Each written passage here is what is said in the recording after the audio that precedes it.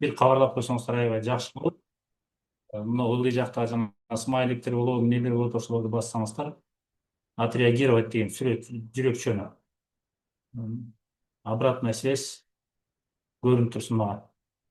Бүгүн сиздер менен оптимизациялашкан бизнес план жөнүндө кеп кылабыз. Бул жердеги азыр онлайн форматында отурган дистрибьюторлордун баардыгы, башкача айтканда отурган партнерлорубуздун баардыгы тяньшыга катталып, буга чейин аракет кылып, азыркы күндө белгилүү бир ийгиликтерге, жыйынтыктарга жеткен дистрибьюторлор бул жакта биздин катарыбызда жаңы келген новичоктор же болбосо каттала элек адамдар жок. Ошон үчүн мен даяр маалыматты укканга даяр болгон кесипкөй адистер менен сүйлөшкөндө иш жүргүзө берем.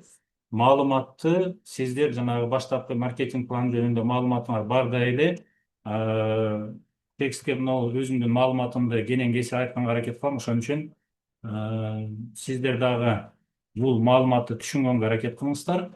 Экинчиден, ошол уккан маалыматты өзүңүздөн кийинки өзүңөрдүн командаңарга жеткиликтүү кылып айтып бергенге дайыр болушуңуздарга мына ушул маалыматты биз сиздерге берип атабыз. Оптимизацияланган маркетинг план 1-октябрдан баштап ишке кирди. Мына ушул оптимизациянын катарында дагы бир 2 кошумча иш-чара жүрүп атат. Ошол иш-чараларды дагы анан кийин сиздер менен бир аз талкуулайбыз. Кечирип коесуздар, менин фонумда бул жерде кесиптештерибиз бар. Мен азыр ушул саатта офистемин, жумушта иштеп аткан жерден эле улантып онлайн форматында сиздер менен жолугушууга чыктым. Анда эмесе мен слайдты коеюн дагы, сиздер менен маегибизди баштайлы. Оптимизация, маркетинг пландын оптимизациясынын бизге эмне кереги бар эле, эмне үчүн бул оптимизация жасалды? Мына ошол нерсе жөнүндө сиздерге сөз кылып бир сыйра түшүндүрүп берип кетейин. Маркетинг планды баардыгыңыздар эле билгендей, биз карьералык тепкичтерден баштайбыз. Ал карьералык тепкичти буга чейин бизде 4 жыл жаңы катталган адам 4 жылдыз 3 жылдыздуу дистрибьютор, баша 300 пивге жеткенде 4 жылдыздуу дистрибьютор болуп, андан арынан кийин 5, 6, 7 активдүү 8 жылдыз статусуна жеткенден жогору жакты көздөй ардактуу даражалар башталчу. Маркетинг планды түзөтүп, аны доработка кылып, оптимизация кылгандан кийин бизге дагы кошумча 2 жылдыздуу дистрибьютор деген наам кошулуп атат. 2 жылдыздуу дистрибьютор дегени жаңы катталган дистрибьютор эч нерсе продукция албай эле жөн эле өзүнүн ID номерин ачып, паспорттук көрсөткүчтөрүн биздин базага киргизгенде 2 жылдыздуу дистрибьютор болот. Кайсыл даражага чейин, кайсыл убакытка чейин 2 жылдыз болот, мына ошол жөнүндө бир сыйра айтып коеюн. Жеке өзү номери аркылуу алып колдонгон продукциянын көлөмү 100 пивге жеткенге чейин бул 2 жылдыздуу дистрибьютор болуп катталып тура берет. Башкача айтканда 99 пивге алганда 2 жылдыз бойдон турат, 100 пиви болуп толукталган күнү 3 жылдыздуу дистрибьютор болот. Мына ушул жерде кошумча 2 жылдыздуу дистрибьютордун статус пайда болушунун себеби мына 3 жылдыздуу дистрибьютордун шартын өзгөртүлдү. Буга чейин 3 жылдыздуу дистрибьютордо скидка дагы жок, жеке өзү алып колдонгон продукциядан жанагы болгону өзү үчүн гана продукция алып колдонуусу шартталган болсо, бул жерде 5% түз сыйлык деген кирешенин биринчи түрү ушул жерде пайда болуп атат. Мына бул бир өзгөчөлүк. Андан кийин 4 жылдыздуу дистрибьютор болуш үчүн мурдагыдай эле 300 пивге продукция алынат. Кечиресиздер, мурдагыдай эмес, мурда деген 200 пиви болчу, азыр 300 пиви болуп толуктолду. Андан кийинки статус 5 жылдыз, 6 жылдыз, буларда дагы бир аз өзгөрүүлөр бар. Эми мына ушул 4 жылдыздан өйдө жактагы өзгөрүүлөрдүн эмне кажети бар эле, эмне себептен ошол өзгөрүүлөр келди, ошол жөнүндө сөз кылалы. Бул 4 жылга чейинкилерди мунун мааниси эми офистерге келгенде жаңы катталып аткан дистрибьютордун сүйлөшкөндө өзүңүздөр деле тактап билип алсаңыздар болот. Бирок мына могу 5 жылдыз, 6 жылдыз, 7 жылдыз, андан жогору жактагы статустардын жаңы квалификация ачыш үчүн объемдору мурдагыга салыштырмалуу 1,5-2 эселеп көбөйтүлдү. Эмне себептен ошондой болду, ошону бир сыйра карап көрөлү. Мынакей бул карьералык тепкич. Мына ушул карьералык тепкичке көз жүгүртө турган болсок, мен азыр жаңыланган же болбосо оптимизацияланган маркетинг пландын шарты боюнча жаңы катталган дистрибьютор 2 жылдыздуу дистрибьютор, 3 жылдызга жеткенде 100 пивге жеткенде 3 жылдызды дистрибьютор, 300 пивге продукция толуктап алганда 4 жылдыз, андан кийинкиси 5 жылдыз, 6 жылдыз деп мына ушул статустарды жазып көрсөттүм дагы. Мына могул жерде жаңы статус ачыш үчүн салыштырмалуу мурда оптимизацияга чейин 5 жылдыз болуш үчүн болгону 1200 пиви жеке көлөмү же болбосо командалык товар айлануусу жетиштүү болсо, жаңы оптимизацияланган маркетинг план боюнча 1500 болуп көбөйтүлдү. Эмне себептен мындай болду? Себеп дегенде, чындап келгенде мына бул 1500 пиви менен 1200дөн аябай деле чоң айырмасы жок. Бирок кийинки статустарды жапканга келгенде ушул 1500 деген цифра жанагы түз катардагы дистрибьюторлордун санына көбөйткөндө кийинки статустун ачылышына ушул жакшы өбөлгө болот экен. Бул жерде азыр байкап отура турган болсоңор, негизги максат дистрибьюторлордун таба турган кирешесин көбөйтүү максатында жасалган кадам болуп атат. Эми кийинки 6 жылдыздуу дистрибьютор статусун ачыш үчүн мурда 5000 пиви менен ачылса, азыр 8000 пиви менен ачылып атат. 7 жылдыздуу дистрибьютордун статусун ачыш үчүн мурда 25000 болсо, азыр 40000 болуп атат. Мурда 8 жылдыздуу дистрибьютор статусун ачыш үчүн 100.000 пиви товар обороту, команданын товар обороту болуш керек болсо, азыр 200.000 болуп атат. Эми эмне үчүн 2 эселеп көбөйтүлдү? Маселенин баардыгы эмнеге келип такалат? Мына могул карап көрсөңүздөр, мына могул жерде катарда мен бул жерде орус тилиндеги жазылган слайдтарга шилтеме жасап маалымат берип атам. Кудай буюрса кийинки жолугушууга кыргызча слайдтар да даяр болот. Бул жолку даяр болуп жетишпей калдык. Эми ошол мына жерде ПВ дегени прямое вознаграждение, болсо түз сыйлык. Мына ушул жерде алып карай турган болсоңор, көпчүлүк адамдар статустарды ачканда кирешенин негизги түрлөрүнүн бири бул түз сыйлык. Бирок ушул түз сыйлыкка караганда акчанын түшүшүнө, кирешенин түшүшүнө, дистрибьюторлордун тапкан пайдасына көбүрөөк таасир эткен процент бул командалык же болбосо тереңдиктен түшкөн сыйлык болуп эсептелет. Вознаграждение с глубины структуры, ВГС деп турбайбы? Команданын тереңдигинен түшкөн сыйлык деп эсептелет. Мына ушул сыйлыкка көңүл бура турган болсок, биз эмнени байкайбыз? 4 жылдыз менен 5 жылдыздын ортосундагы кадам 4% болуп атат. Байкасаңыздар, мына ошол 4% 5 жылдыздуу дистрибьютордун негизги кирешесин, тереңдиктен түшкөн кирешесин көлөмүн ушул аныктайт. Бул 4% болуп атат. 5 жылдыз менен 6 жылдыздын ортосунда дагы айырма 4% негизги. Анан кошумчасы 8%. Эми ошону алып карай турган болсок, 6 жылдыз менен 5 жылдыздын ортосунда деле вознаграждение с глубины же болбосо тереңдиктен түшкөн сыйлыктын негизгиси 4% болуп атат. Эми 6 жылдыз менен 7 жылдыздын ортосун карайлы. Тереңдиктен түшкөн сыйлык бул жерде 1%га жогору болуп атат. Мурда 4% болсо, бул жерде 5% болуп көбөйдү. Анан 8 жылдыздуу дистрибьютордун тереңдиктен түшкөн сыйлыгын алып карай турган болсок, бул жерде 7% болуп атат. Мына ушул цифраларга эле маани бере турган болсоңуздар, сиздер эмнени байкайсыздар? Мындай ключевой статустарда, ключевой позицияларда 6 жылдыз, 7 жылдыз, 8 жылдыз бул ключевой позициялар, ключевой статустар болуп эсептелет. Мына ушул жердеги тереңдиктен түшкөн сыйлыктардын суммасына же болбосо цифрасына маани бере турган болсоңор, эң чоң пайыздар тереңдиктен түшкөн 7 жылдыз менен 8 жылдыз статусуна туура келип атат. Башкача айтканда, мына ушул 7 жылдыз менен 8 жылдыздагы статустун товар айлануусу ошондон түшкөн киреше мына ушул 5 жылдыз, анан 5%, анан 7%га көбөйткөндө анан кийин дистрибьютордун кирешеси келип чыгат. Эми ошону салыштырмалуу алып карай турган болсок, эң чоң пайыздар тереңдиктен ушул жерде болуп атат да. Эми ошол тереңдиктен түшкөн пайыздын ошол кирешенин көлөмүнө маани берип туруп, анан кийин статус ачылышына керектүү болгон талап кылынган суммаларга маани бере турган болсок, биз эмнени байкайбыз? Мисалы үчүн, мурда 7 жылдыздуу дистрибьютор статусун ачыш үчүн 25.000 пиви жетиштүү болсо, ошол 25.000дин 5.000 пивисинин акчасын 6 жылдыз кезинде эле бул дистрибьютор кирешелеп алып койгон болуп атат. Ошондо 25.000ден 5.000ди кемитсек 20.000 пиви калып атат дагы. ошол 20 эле миң пиви товар айлануудан 5% сыйлык алган болот. 7 жылдыстуу дистрибьютордун кирешеси. Башкача айтканда 7 жылдыстуу дистрибьютор мына ушул статуска чейин 20 миң пивиден 5% эсептей турган болсок, бул канча болот? Мына ошону карап көрүңүздөр. Бул жерде алып карай турган болсок, канча 4 миң пиви болот, 4%, жок 800 миң пивинин айланасында акча болот.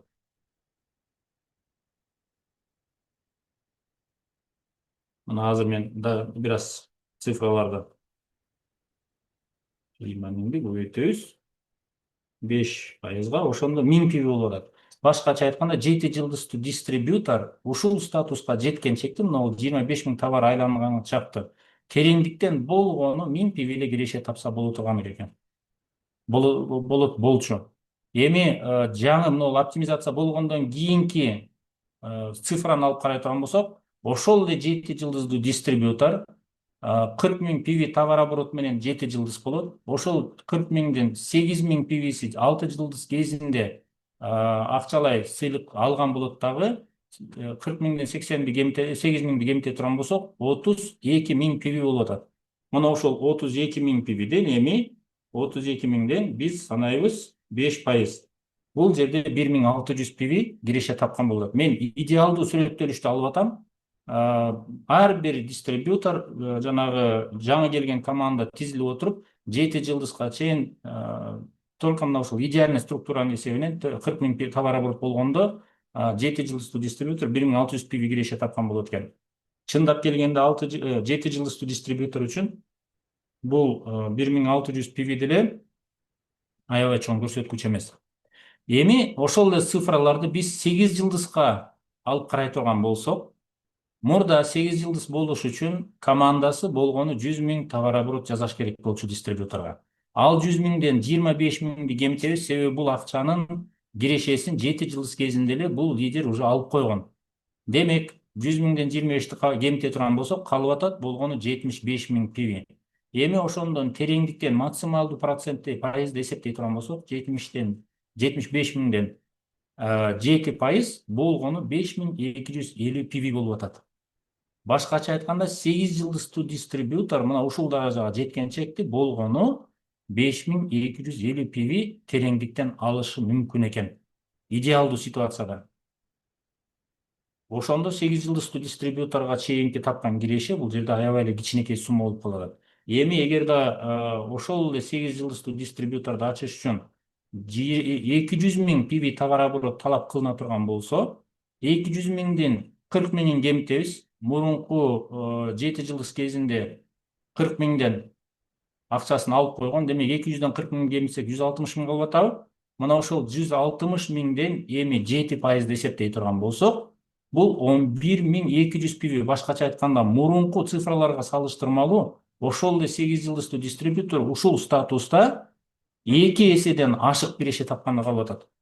Мына болгону ушул квалификациялык товар айлануунун суммасын көбөйтүп койгондон. Калган позицияларда эч нерсе өзгөргөн жок. Баягыдай эле 30% түз сыйлык, 23% 7 жылдызда жеке өзү колдонгон товардан өзүнө кайтып келе турган сыйлыктын көлөмү 30% боло турган болсо, мына ушул эле цифралардын ичинен биз муну эле бир параметрди өзгөртүп 100 миң эмес 200 миң киреше, 200 миң товар айлануу менен 8 жылдыз жабылат деген шартты киргизгенде эле кирешеси 2 эсе көбөйүп атат.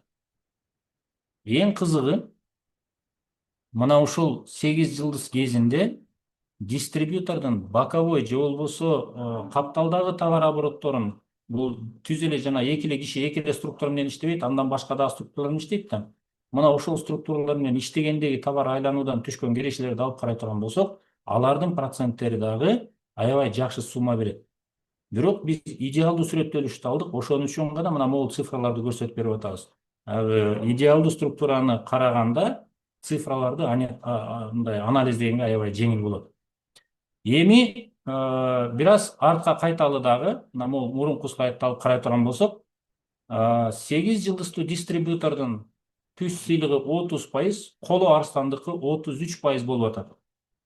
Демек, Коло Арстан же болбосо бронзовый лев статусуна жеткенде тереңдиктен канча процент киреше тапса болот ошол 8 жылдыздуу дистрибьютордун командасынан. Мына Коло Арстан ардактуу наамынын ээси 8 жылдыздуу дистрибьюторлорунун командаларынан түшө тура ала турган кирешеси мына 33-төн 30-ду кемитебиз 3% болуп атат.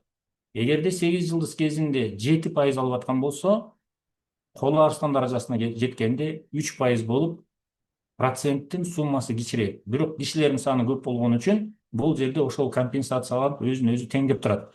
Бирок эң чоң процент ушул жанагы карьералык тепкичте ушул 7 жылдыз менен 8 жылдызда экени мына ушул жердеги кийинки проценттерди алып карай турган болсок, ошолор эле тастыктап көрсөтүп турат. Күмүш Арстан ардактуу даражасынан түз сыйлык 35%, Коло Арстан даражасыныкы 33%. 35-тен 33-тү кемитсек 2% бул тереңдиктен болот. Алтын Арстандын түз сыйлыгы 37%, Күмүш Арстандыкы 35%. Тереңдиктен ала турган кирешени ушул жерден эсептей турган болсок, 37-тен 35-ти кемитсеңер, бул жерде 2% болуп атат. Демек, мына ушул жердеги цифралардын баарын алып карай турган болсок, тереңдиктен түшө турган пайыздардын эң чоң көрсөткүчү 7 жылдыз менен 7 жылдызда 5%, 8 жылдызда 7% болуп, башка статустарга караганда керек болсо 2 эсеге көп болгонго жакын болуп атат. Мына ушул эң негизги себеп болду оптимизация жасаганга. Эми мына ошолордун баягы суммасын эсептеп бардыгын чыкканда, карап чыкканда биз эмне деген жыйынтыкка келип такалып атабыз. Тяньшыга дистрибьюторлор же болбосо адамдар катталып иш баштаганда, ишкердүүлүгүн баштаганда, Тяньшыда чоң жылдыздар үчүн келбейт адамдардын бардыгы. Бул жерге иштеп келген адамдардын негизги көпчүлүк, басымдуу көпчүлүгү Тяньшынын бизнес планындагы акчалардын, кирешелердин табышы, ошолордун түшүшү үчүн келет. Башкача айтканда, дистрибьюторлор бул жерге жанагы 7 жылдыз же 8 жылдыз же Коло Арстан же Алтын Арстан болуш үчүн эмес, ошол 7 жылдыз, 8 жылдыз же Коло Арстан даражасына жеткенде бизнес пландагы акчаны ошол жерде көрсөтүлгөн кирешени табыш үчүн келишет. Муну эмне үчүн айтып атам? Себеп дегенде көпчүлүк айтат, жаңы статус, жогорку статусту ачыш үчүн көбүрөөк товар оборот талап кылынып калып атпайбы дейт. Сиздерге өзүңөр суроо бергиле. Сиздерге чоң статус болуп, жанагы пешиңөргө значок тапкан маанилүүбү, же кичинекей статус болсо дагы көп акча тапкан маанилүүбү? Эгерде кичинекей эле статуста туруп көп акча тапкан силерге маанилүү болсо, анда ардактуу даражага барганда силердин кирешиңер буга чейинки ардактуу даражаларга караганда андан дагы жогору болот. Мына ушул тандоону жасай турган болсоңор, анда силер мынабул оптимизациядан кийинки жаңы статустарга коюлган чоңураак сумма товар айланууну сиздер өзүңүздөрдүн пайдаңыздарга болуп атканын түшүнөсүздөр. Бул оптимизациянын биринчи бөлүгү. Эми экинчи маселе. Кече жакындан бери биз группаларга жарыялап айтып атабыз. Бизде 1 январдан баштап Кыргызстандагы иштеген дистрибьюторлор үчүн корпорация мындай дистрибьютор менен болгон финансылык эсеп кысаптын шартын түзөтүп, ошону аны дагы жакшы туура нукка салып атат.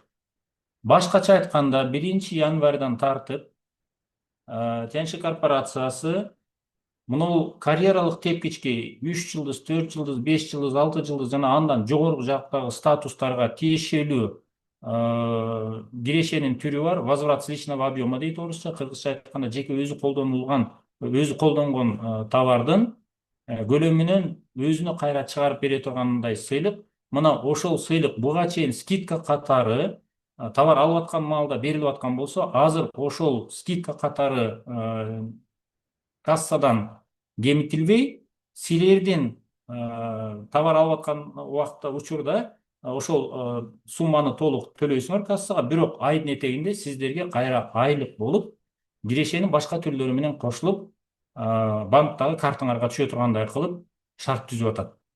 Мунун эмне кереги бар эле? Эмне үчүн ошондой шарт кылып атат? Мына ошону карап көрөлү. Мунун бизге эмне пайдасы бар? Жаңы дистрибьютор 3 жылдыздуу дистрибьютор болуш үчүн, 4 жылдыздуу дистрибьютор болуш үчүн баш аягы 300 пивиге продукция алып колдонуш керек. Эми ошол 300 пивиге продукцияны алып колдонушун карай турган болсок, сомго которгондо бул тоголоктоп алганда болжол менен 25.900 сом. Там пивисине жана бибисине салыштырмалуу мындай бир аз өйдүрөөк, бир аз ылдыйраак болушу мүмкүн, бирок тоголоктогондо 25.900 сом деп шарттап алабыз. Эми ушул шартты алып карай турган болсок, биз эмнени байкап атабыз? Жаңы дистрибьютор мына ушул суммага товар алсын деп биз домашний кружок өткөрөбүз, жолугушууларга барабыз, 5 киши 10 кишилик жолугушуу өткөрүп, ошол жерге маалымат берсек, 2 күн 3 күндөн кийин ошол адамдар силердин өзүңөргө кайтып келип атат дагы эмне деп атат? Мен башка жактан тяничтин продукциясын таап алдым деп келип атышат. Каяктан таап алдың десем, менин таанышымдын тети кошунасынын тууганы Тяньшада иштейт экен, ал 8 жылдыздуу дистрибьютор экен дагы. Ошол эле сен 25.900 сомго берип аткан продукцияны ал мага 8 жылдыздын скидкасы менен берип коюп атат. Анын скидкасы менен болгону 16.000 сом болуп калат экен. Мен ошол сен айтып аткан 300 пивилик продукцияны 25.900 сом эмес, болгону 16.000 сомго сатып алдым деп силерге кайра келип катталбай ошол продукция алганын даңазлап көрсөтүп атат, айтып атат. Эми ошондо алып карай турган болсок, жаңы дистрибьюторго жаңы киши структурага катталып, ал 4 жылдыз болгонуна караганда, ошол киши үчүн башка эле тааныбаган эле бейтааныш эле адам болсо дагы 8 жылдыз болсо, ошонун скидкасы менен товар алган мындай пайдалуу болуп атат да. Туурабы? Мына эми ошону алып карай турган болсок, канчалык пайда болуп атат? Айырмасы 9.900 сом болуп атат. Жөнөкөй карапайым адам үчүн 9.900 сом кандай кабыл алынат? Мына ушул 9.900 сомду эгерде силер домашний кружокто же жолугушууну өзүңөрдүн туугандардын арасына, тааныштардын үйүнө барып 10 киши 15 киши чогултуп ошол жерге берген болсоңор, алар силердин маалыматты угуп туруп, анан кийин 25.000 30.000 сомдук товарды силерден эмес, башка бейтааныш бирөөдөн 16.000 сомго алса, ал эмне дейт? Силерге келип алып доомат кылат. Болгон 16.000 сомго бериле турган продукцияны сен оозуңду толтуруп 25.900, 30.000 сомго деп, 26.000 сомго деп мага баалап турсаң, сен менден пайда көрүп аткан турбайсыңбы? 9.900 сомду сен менден мындай пайда таап, кызыкчылыгың үчүн иштеп аткан турбайсыңбы деп нааразы болот. Мына дал ушул себептерден, дал ушул баягы сүрөттөлүштүн айынан акыркы бир нече жылдан бери Кыргызстанда жаңы дистрибьюторлордун катталышы күндөн күнгө ылдыйлап, күндөн күнгө азайып, катталган дистрибьютор болсо да бир жума, эки жума, бир айдын ичинде мына ушул сүрөттөлүштү көргөндөн кийин иштегиси келбей калып атат. Ушул ситуацияны өзгөртүш үчүн биздин корпорация өзгөртүү түзөтүү киргизди.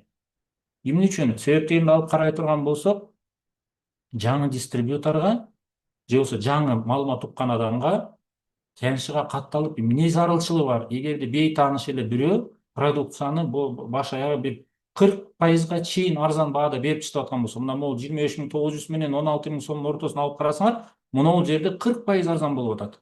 38 бүтүн канча бир пайызы бар, эми толуктоп 40 деп коеюн. Мына ошол 40% арзандатып берген продукцияны катталып нөлдөн баштап, анан ошол скидканы топтогонго караганда башка бирөөдөн алып алган эле выгодный болуп атпайбы, пайдалуу.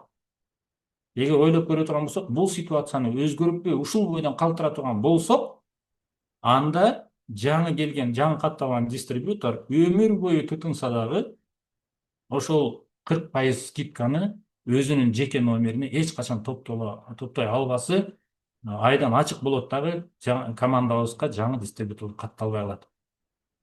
Ушул ситуациядан чыгыш үчүн компания эмне кылды? 2 коёмду бир ок менен атты. Биринчиси, 2 коёмду бир ок менен атты дегени силер үчүн атып берди. Сиздердин кирешеңер үчүн, сиздердин пайдаңар үчүн атып берип атат. Биринчиси, сиздердин кирешеңерде ошол скидкаларды силердин тааныштарыңар башка эле бирөөнүн 8 жылдыздуу дистрибьютордун номерин алып, келип офистен продукция алганына бөгөт коюш үчүн эмне кылып атат? Кыргызстан боюнча бардык дистрибьюторлор 4 жылдыздан жогорку статустагы бардык жанагы квалификациялык скидка деп айтылчу мурда. Мына ошол квалификациялык скидканы кайра мурдагыдай жеке өзү колдонгон объемдон кайтарып келүүчү сыйлык деп акчалай сыйлыктын катарына, скидкадан акчалай сыйлыктын катарына которду дагы. Эми мындан ары эмне болот? Мындан ары кандай гана статус болбосун, кассага келгенде жанагы товарды алып биз заказ толтуруп атканда болгону күмүш арстан болобу, коло арстан болобу, күмүш карта болобу, алтын карта болобу же платина карта болобу, мына ошол карталардын гана скидкасын кемитет дагы биз заказдагы баадан. Калган квалификациялык жанагы пайыздардын баардыгын эске албай туруп, биз заказдан ошол 15% же болбосо 8% кемиткенден кийинки сумманы толук кассага төлөйт. Төлөп туруп, айдын этегинде ал акчаны акчалай кайра өзүнүн ID номери аркылуу киреши кылып алат. Эми ошондо ойлоп карай турган болсок, эмне болуп атат? Жаңы келген дистрибьютор болобу, 5 жылдыз болобу, 4 жылдыз болобу, эгерде ошол жанагы 8 жылдыз же болбосо коло арстан же алтын арстан ардактуу наамынын ээлерине салыштырмалуу алып аткан бааларын салыштырып карай турган болсок, эмне болот? Эң жогорку процент жанагы жеке өзүнүн колдонуусунан алып кайтып келе турган процент же болбосо мурдагы квалификационный скидка бул 8 жылдыздан жогору жакта болот чыгат. Мына ошол 8 жылдыздуу дистрибьюторлор же андан жогору жактагы статустар менен жаңы келген адамдын акыбалын салыштырып карай турган болсок, айырма болгону 15% болот. 40 эмес, 15%. Мына ошол 15% болгону жанагы платина картанын скидкалары болуп атат. Мына ошондо мисалы үчүн алып карай турган болсок, жаңы келген адам 300 пивилик товарды 25.900 сом менен ала турган болсо, анда 8 жылдыздуу дистрибьютор ошол эле продукцияны, ошол 300 пивилик продукцияны 22.015 сом менен, болжолдоп округлять этип толуктоп туруп эсептелген сумма 22.500 сом менен ала турган болуп атат. Эгерде буга чейин жаңы дистрибьютор менен 8 жылдыздын айырмасы 9.900 сом болуп атса, бул жерде болгон айырма канча болуп атат? Бул жолу 3.900 сом эле болуп атат. 9.900 эмес, 3.900 эле сом айырма. Башкача айтканда, ошол 3.900 сомду жаңы келген дистрибьютор көрүп туруп, мен деле ошол 8 жылдыз топтогон 15%ды топтосом болот экен, болгон 3.900 сом бир аз ашык төлөп турсам дагы, кийинки айларда мен ошол 15% скидка менен товар алып калат экенмин деген ниет менен, пикир менен жеке өзүнө номер алганга түрткү болот. Ошол себеп болот. Ошентип силердин командаңарга жаңы келген дистрибьютордун саны көбөйөт. Жаңы келген дистрибьюторлордун саны көбөйө турган болсо, анда квалификациялар силердин командаңарда ылдый жакта жайгашкан жанагы төмөнкү статустагы 5-6 жылдыздуу дистрибьюторлордун командасына жаңы кишилер келип каттала турган болсо, анда алардын азыркы оптимизация болгондон кийинки жаңы цифраларга тиги туура келген объемдорду жасаш жеңилдейт дагы, командада кыймыл башталат, жогору көздөйт. Фильм бар го, баскетболисттер үчүн движение вверх деген. Мына ошол движение вверх мына эми башталат. Бул биринчи коен атылышы. Башкача айтканда, жанагы жаңы келген адамдардын катталуу санын көбөйтүш үчүн. Бул бир болду. Экинчиси, эгер ошол эле 8 жылдыздуу дистрибьютордун өзүнүн акыбалын алып карай турган болсок, мына могул жерде көрсөтүлүп турат. 8 жылдыздуу дистрибьютор ошол 300 пивилик продукцияны алып атканда 22.015 сом төлөп кассага ошол 300 пивини ала турган болсо, мурда 16 000 төлөп алчу да. Азыр эми 22.015 сом төлөп алат. Бирок ошол 22.015 сомду кандай кылып төлөп алат? Көпчүлүк учурда бул суммага 8 жылдыздуу дистрибьютор жеке өзү колдонуу үчүн эмес, өзүнүн клиенттерин тейлеп, ошолор заказ кылган товарды алып барып берип атат. Башкача айтканда, чөнтөгүнөн акча төлөп, кассадан, бухгалтериядан товар албай, офистен.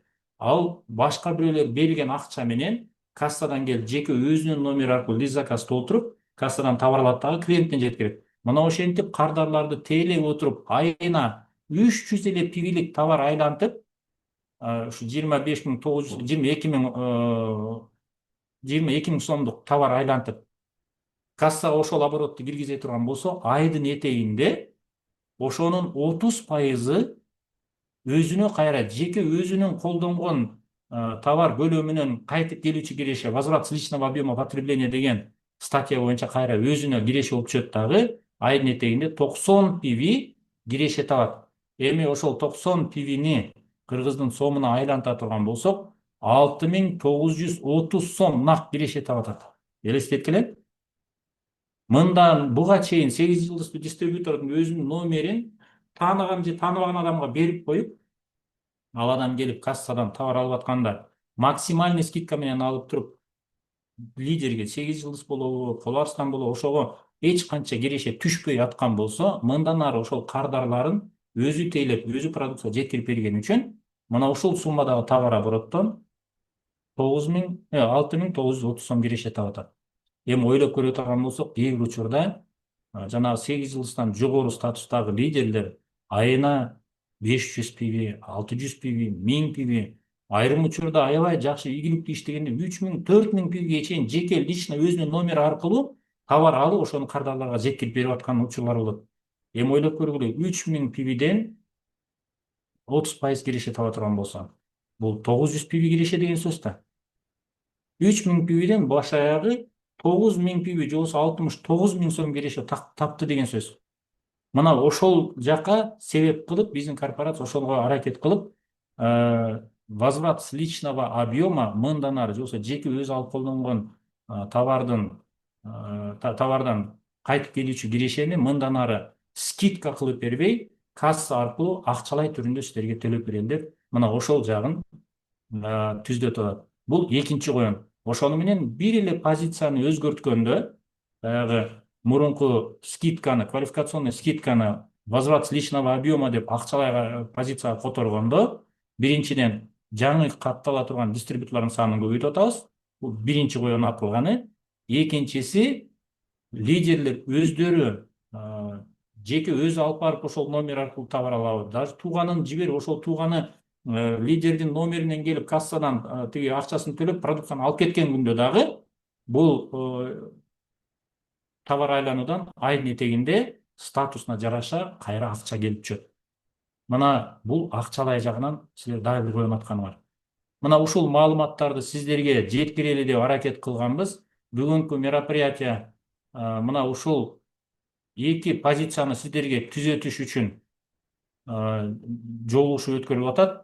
Эгерде сиздердин кандайдыр бир сурооңуздар боло турган болсо, анда өзүңөрдүн насаатчыларыңарга, устаттарыңарга, мурда айткан боюнча спонсор наставниктерлериңерге маалымат, ошол маалымат боюнча суроолорду берсеңиздер, ал маалыматтарды ар бир команданын, ар бир структуранын жетекчилери өз алдынча сиздерге жооп бергенге аракет кылат. Бардыгында бул маалымат бар. Эгерде кандайдыр бир маалымат толук кандуу жетпей аткан болсо, ошол түшүнүксүз болгон, олуттуу бир маселе боло турган болсо, бардык командаларга түшүнүксүз болгон, анда ал маалыматтарды топтоп биз ушул централизованно борбордук мындай жолугушуу өткөрүп, ар бир олуттуу маселе боюнча дагы кийинки жолугушууда түшүндүрмө берип кетебиз. Бул азыр оптимизация болгон шарттарды Zoom боюнча түшүндүрүүнүн алгачкы жолугушуулары. Ошон үчүн анча мынча маселеси биринчи жолу укканда түшүнүксүз болуп атса, өтө эле мындай кыргызча айтканда кыжаалат боло бербегиле. Түшүнгөн жериңерди дагы мына видео тасма сиздерге берилет, ошого салыштырып дагы толуктайсыздар. Анан суроолоруңуздарды кийин бизге дагы жолдоп жиберсеңиздер болот. Так, тут у нас бизде бул жерде онлайн форматында суроолор берилиптир. Мен ошолордун үстүктөн болгондоруна жооп бергенге аракет кылайын. Первый вопрос: можно ли дать эту информацию на русском? Да, обязательно у нас будет мероприятие, которое будет проходить на русском языке. Мы дадим еще расшифровку, пояснения по оптимизации маркетинг-плана по вот этим вот двум пунктам.